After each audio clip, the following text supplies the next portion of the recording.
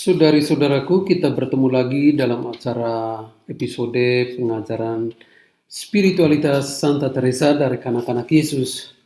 Sebelumnya sekali lagi saya mengucapkan salam selamat Paskah, semoga kebangkitan Tuhan senantiasa menjadi kekuatan harapan kita. Baik, dalam episode kali ini saya ingin berbagi tentang bagaimana Teresa menjadi suster Karmel pada usia 15 tahun dan dia harus mengizin paus. Kira-kira latar belakang apa sehingga Santa Teresa sampai senekat itu mau menjadi suster, minta izin secara langsung kepada Bapa Suci. Baik, kita dengar sendiri bagaimana dia berdialog dengan Bapa Suci. Dia menulis demikian. Sebelum saya memasuki ruang kepausan, saya memutuskan untuk berbicara dengan paus. Tetapi keberanianku menghilang ketika saya melihat Romo Reveroni berdiri di sisi kanan paus. Hampir pada saat yang sama itu, dia memberitahukan kepada kami bahwa dia melarang kami berbicara kepada Paus Leo ke-13 agar audiensi tidak menjadi terlalu lama. Saya berpaling kepada selinku terkasih untuk mendengar bagaimana pendapatnya. Bicara, katanya kepadaku. Sesaat kemudian saya berlutut di depan Bapa Suci. Sesudah saya mencium sepatunya, ia mengulurkan tangannya, tetapi ganti mencium tangannya itu, saya mengatupkan tanganku pada tangannya, dan dengan mata yang berlinang, saya memandang dia seraya berkata, Bapa Suci, saya mohon rahmat yang sangat besar. Lalu Gembala Agung itu membungkuk menundukkan kepalanya kepadaku, sehingga wajahnya hampir bersentuhan dengan bajaku. Saya melihat bahwa matanya yang dalam dan kita memandang saya, dan saya akan menembusi dasar hatiku. Bapa Suci, kataku, perkenankanlah saya masuk Karmel dalam usia 15 tahun. Keharuan tentu saja menggetarkan suaraku, sebab Sri Paus menoleh ke Romo Reveroni yang memandang saya dengan herannya serta tidak puas. Bapa Suci berkata, saya kurang mengerti. Sekiranya itu kehendak Allah yang baik, maka Romo Reveroni dapat dengan mudah memperolehnya bagi saya. Namun Tuhan justru mau memberikan salib kepadaku, bukan hiburan. Bapa Suci, jawab Romo Reveroni, Vikaris General. Ini adalah anak yang mau masuk Karmel dalam usia 15 tahun. Dan hal ini sedang diselidiki oleh para pembesar. Baik anakku, kata Bapa Suci, seraya memandang saya dengan penuh ramah. Buatlah apa yang dikatakan para pembesarmu. Kedua tanganku kuletakkan pada lututnya, dan sekali lagi kumohon, oh Bapa Suci, jika Bapa menyetujui, maka semua orang akan setuju. Dengan tajam ia memandang saya, seraya berkata sambil menekan setiap suku kata, baik, baik, engkau akan masuk kalau Allah yang baik menghendakinya. Ini kisah dialog singkat, tapi sangat dramatis, ya. Mengapa Teresa senekat itu? Ini sebenarnya ada peristiwa sebelumnya ketika dia berusia 9 tahun. Pengalaman itu terjadi pada suatu hari Minggu. Dia menulis demikian, kita baca apa yang dia tulis. Di suatu hari Minggu, kupandang gambar Yesus disalib. Hatiku tersentuh oleh darah yang menetes dari tangannya yang kudus. Kurasa sungguh sayang, sebab darah itu menetes ke tanah tanpa ada yang menampungnya. Saya pun memutuskan untuk dalam roh tinggal di kaki salib supaya menampung embun ilahi yang tercurah pada salib itu, dan saya mengerti bahwa setelah itu saya harus menuangkannya atas jiwa-jiwa. Jeritan Yesus di salib atau seruan Yesus dari salib, aku haus, senantiasa menggema dalam hatiku. Saya ingin memberi kekasihku ini minum, dan saya rasa betapa saya sendiri lulu karena haus akan jiwa-jiwa. Ketika itu saya belumlah tertarik oleh jiwa para imam, melainkan jiwa para pendosa besar. Saya dihanguskan oleh kerinduan untuk menyelamatkan mereka dari api yang kekal. Peristiwa ini, seperti saya katakan tadi, Santa Teresa berusia baru 9 tahun. Dan ia berusaha dengan caranya bagaimana supaya pengalaman itu bisa dia wujud nyatakan secara nyata. Dan yang dia wujud nyatakan itu adalah dalam satu peristiwa sosial yang sangat jelas baginya, yang mendorong juga baginya untuk mendoakan bagi para pendosa.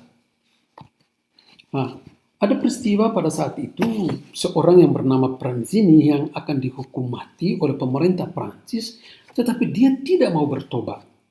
Nah, dengan diam-diam, gadis cilik ini berdoa supaya orang ini benar-benar bertobat. Dia minta satu tanda, dia dihukum mati, dia bertobat. Dia mendapat curahan rahmat ilahi dari Yesus sendiri. Nah, dengan diam-diam dia berdoa, bahkan dia meminta untuk membuatkan wujud misa secara diam-diam. Dan dia kisahkan demikian. Doaku dikabulkan, tepat sesuai dengan keinginanku.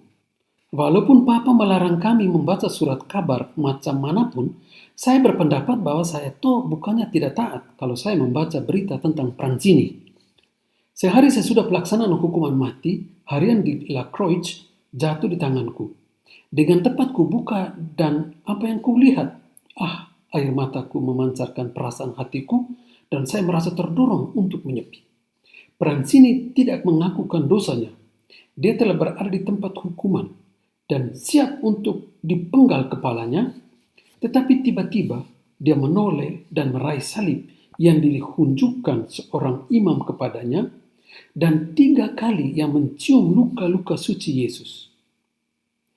Lalu jiwanya mendengarkan keputusan pengadilan yang penuh kerahiman Tuhan, yang bersabda bahwa kegembiraan isi surga atas satu orang berdosa yang bertobat jauh lebih besar daripada 99 orang saleh yang tidak perlu bertobat.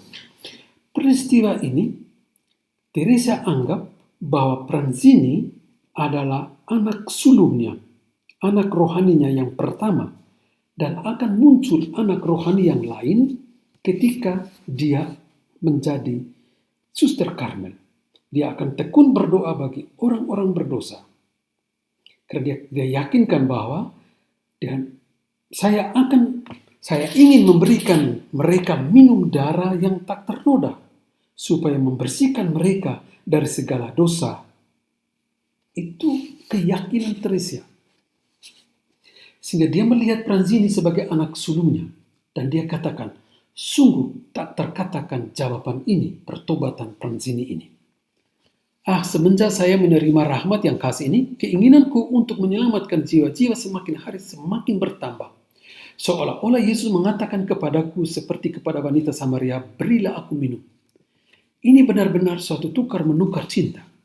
Kepada jiwa-jiwa kuberikan darah Yesus, sedangkan kepada Yesus kuberikan jiwa-jiwa yang sama itu, yang telah disegarkan oleh embun ilahi. Demikianlah pada hematku bahwa atas cara ini saya memuaskan dahaganya, dan semakin dia kuberi minum, semakin kurasakan sendiri kehausan dalam jiwaku yang kecil dan malang ini. Dan lewat kehausan yang membakar ini, dia seakan-akan memberikan kepadaku minuman yang paling sedap dari cintanya. Dan bagi Teresa, tempat yang paling layak baginya untuk berdoa adalah Karmel. Dia yakin bahwa ketika dia menjadi Suster Karmel, maka akan muncul dan akan ada begitu banyak Pranzini-Pranzini yang lain yang kembali kepada Allah, yang mau bertobat, yang mau membiarkan dirinya dirangkul oleh kasih dan kerahiman Allah. Ini keyakinan Teresa dan sampai sekarang terjadi. Maka mari kita berdoa, mari kita seperti Santa Teresa, dan mari kita minta kepada Teresa untuk terus mendoakan kita orang-orang berdosa ini, agar darah mulia Yesus Kristus yang tertumpah di kayu salib boleh membersihkan kita, meyakinkan kita bahwa kembali kepada Allah adalah jalan terbaik, meyakinkan kita bahwa kita dirangkul kembali oleh Tuhan Yesus, oleh kerahimannya yang berlimpah-limpah. Sebagaimana Teresa selalu ingin untuk mencurahkan darah Yesus kepada setiap orang yang memasrahkan diri kepada Allah, semoga kita juga seperti Teresa membantu sesama kita, membantu jiwa kita sendiri untuk dirangkul kembali oleh kasih kerahiman ilahi. Semoga semangatnya menjadi inspirasi bagi kita dalam menekuni panggilan kita masing-masing dan dalam membiarkan diri dirangkul oleh kerahiman Allah sendiri. Tuhan memberkati kita. Amin.